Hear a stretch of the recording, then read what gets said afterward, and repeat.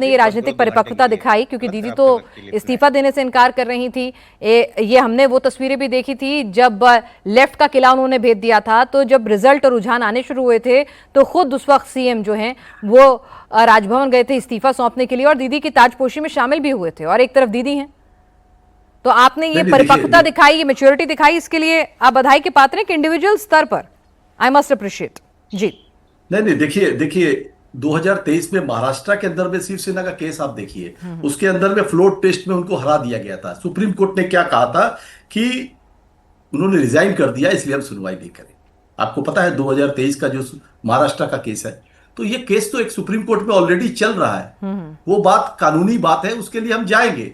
मगर जो सरकार बनी है, उस सरकार ने जिस तरह से पिछले 4 तारीख से आज 9 तारीख है, इतने दिनों में जो हिंसाएं हुए हैं पश्चिम बंगाल में, जितनी हत्याएं हुए हैं, जितने लोगों को घरों से बेघर कर दिया गया है, कम से कम उनको रिस्टोर करें, उनकी अकाउंटेबिलिटी तय हो, भय मुक्त वातावरण हो पश्चिम बंगाल में, जिनकी इन्होंने लॉ एंड ऑर्डर की बात की थी, मगर 4 तारीख के दोपहर के 12 बजे बाद से भय मुक्त नहीं रहा। और दूसरी तरफ जो इन्होंने वादे किए, लक्ष्मी भंडार जो दीदी देती थी, गरीबों के खाते में जाते थे, करीब 2 करोड़ 32 लाख लोगों के खातों में जाते थे, तो इन्होंने अन्नपूर्णा भंडार का वादा। ठीक है, तो सबसे पहले आपकी डिमांड क्या है, क्या पूरा करें? सबसे पहले लॉ एंड ऑर्डर सुधारें, सबसे पहले घुसपैठियों को भेजें, सबसे पहले लक्ष्मी जो दीदी की योजनाएं थी उनसे जो इन्होंने वादे किए हैं दुगना तिगना पैसा देने के, वो दें। सबसे पहले आप बतौर विपक्ष किस चीज को लेकर इन पर चेक एंड बैलेंस रखेंगे? देखिए गृह मंत्रालय की जिम्मेदारी तो शुभेंदु अधिकारी की नहीं है, बॉर्डर की जिम्मेदारी शुभेंदु अधिकारी की नहीं है, वो आज भी अमित शाह की है, तो उसके लिए तो बात ही नहीं है। नहीं भाई, जमीन मुहैया करानी है, सपोर्ट देना है, पोरस बॉर्डर है पश्चिम बंगाल से, जब तक सहयोग नहीं देंगे। देखिए पहले यही कहते थे ना कि दीदी सहयोग नहीं दे रही है, इसीलिए ये सब हो रहा है, तो अब तो एक्सक्यूज ही नहीं बचा इन लोगों के पास। 3000 रुपए आपने जो वादा किया है वो दीजिए। ठीक है, आप जो बात सुनना चाहती है मेरे मुंह से, तो आप स्वास्थ्य साथी कार्ड जिससे 5 लाख रुपए का गरीबों को मुफ्त इलाज मिलता था, वो आप अगर आपको तो नाम बदलना है, रंग बदलना है, आप बदलेंगे, आपकी सरकार है, आप बदलेंगे, आप उनको बदल के कम से कम वो सेवाएं न रोके जो सेवाएं ममता बनर्जी की सरकार में दी जा रही थी। युवाओं को जो महीना में पैसा दिए जा रहे थे, जो दीदी ने चालू किया था युवा साथी प्रकल्प के माध्यम से, कन्याश्री, रूपोश्री, 94-95 प्रकल्प पश्चिम बंगाल सरकार के डायरेक्ट महिलाओं के जाते थे, किसानों बंधुओं को जाते थे, किसानों के लिए बात होती थी। तो मैं चाहूंगा कि उसमें और बेहतर करें, आप अच्छा करें ना, कौन मना किया है? कौन मना कर रहा है? ठीक है रोहन जी, जिम्मेदारी बड़ी है, यहाँ पर आपके ऊपर चेक एंड बैलेंस रहेगा। दीदी भले ही खुद मौजूद ना हो सदन के भीतर, लेकिन सब जानते हैं कि दीदी एक फाइटर हैं और विपक्ष के तौर पर वो बिल्कुल नकेल कस के रखेंगी। तो ऐसे में आपके ऊपर, और होना भी चाहिए लोकतंत्र में मजबूत, बिल्कुल होना चाहिए। मैं वही बोल कि बिल्कुल अच्छी चीज है, विपक्ष का मजबूत होना हमारे लिए अच्छा है कि चेक एंड बैलेंस रहेगा। हमको भी हमारी जिम्मेदारी हमेशा याद रखनी पड़ेगी।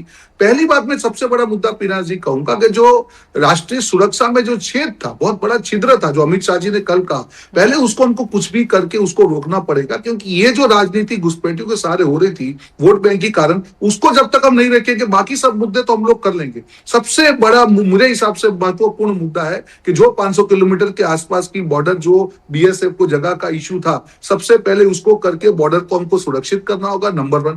दूसरा, जो गुंडा राज या जो भय का माहौल था, जिसके कारण महिलाओं में महिला भी बाहर नहीं निकल पा रही थी, उस गुंडा राज को किसी भी प्रकार से 100% फुल स्टॉप लगाना होगा। तीसरा, जो सरकारी योजना है, जो केंद्र सरकार की योजनाओं से टीएमसी ने लोगों को वंचित रखा था, मैं आपके बीच में नहीं बोल नहीं करना आपको है ना सर, जो इन्होंने करा। सर सुनिए ना, रोहन जी बात तो सही कह रहे हैं। रोहन जी उन्होंने बहुत मैच्योरिटी दिखाई, उन्होंने कहा कि ठीक है भाई, आपको अच्छा काम करना है, आप सत्ता में आए, आज के दिन वो कुछ नहीं कहेंगे आपको। नहीं, आज के दिन वो आपको कुछ नहीं कहेंगे, लेकिन रोहन जी एक रोड मैप तो दीजिए ना कि भाई 6 महीने में घुसपैठिए, इतने घुसपैठिए निकाल देंगे, है ना? ये अलग आयोग बनेगा, अलग विभाग बनेगा, कैसे निकालेंगे, कैसे करेंगे? एसआईआर में जिनके नाम कटे हैं सबको भेज देंगे, क्या प्रोसेस होगा? कुछ तो क्लैरिटी मिलनी चाहिए ना। मैंने एक भी सेंटेंस मैंने टीएमसी के खिलाफ नहीं बोला, उन्होंने अच्छी मैच्योरिटी, मैं पहले करूं। बॉर्डर सील का मतलब है कि एक भी घुसपैठिया पश्चिम बंगाल के जमीन के अंदर आना नहीं चाहिए, नंबर 1।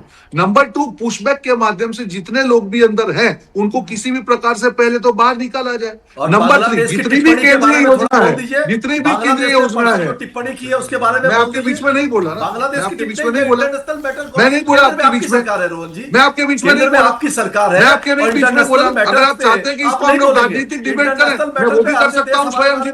मैंने आपके बीच में नहीं बोला, आप बीच में बोल रहे हैं, क्या मतलब है? बात करते हैं, आप राजनीतिक बात करना चाहते हैं तो आप राजनीतिक बात करिए, हम करेंगे। क्या एक मिनट रोहन जी एक मिनट, क्या कह रहे हैं आप स्वयं प्रकाश पुरोहित जी, आप किस बात का जवाब चाहते हैं? मैं ये कहता हूं 2 दिन पहले बांग्लादेश में इन्होंने कहा कि हम घुसपैठिए को रोकेंगे, भगाएंगे, जो भी करना है। हाँ, तो अभी भी वही बात रिपीट कर रहे हैं। सुनिए ना, 2019 से डिटेंशन सेंटर में करीबन 19 लाख लोग बड़े हैं।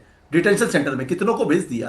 2300-2700 लोगों के नाम इन्होंने लिस्ट दिए है बांग्लादेश को कि हम भेजेंगे, उनको बांग्लादेश ले नहीं रहा है। They want to save Pushpak, आप ऑन रिकॉर्ड है, आप हेमंत बिस्व शर्मा का देखिए कि हम रात को भेजना चाहते हैं, मगर बांग्लादेश की जो सिक्योरिटी फोर्स है बीजीबी, वो उन्हें जो गार्ड है वो घुसने नहीं देती है। तो आपने जैसे ट्रंप ने भेजा हथकड़ी पहना के, आप भेजिए ना।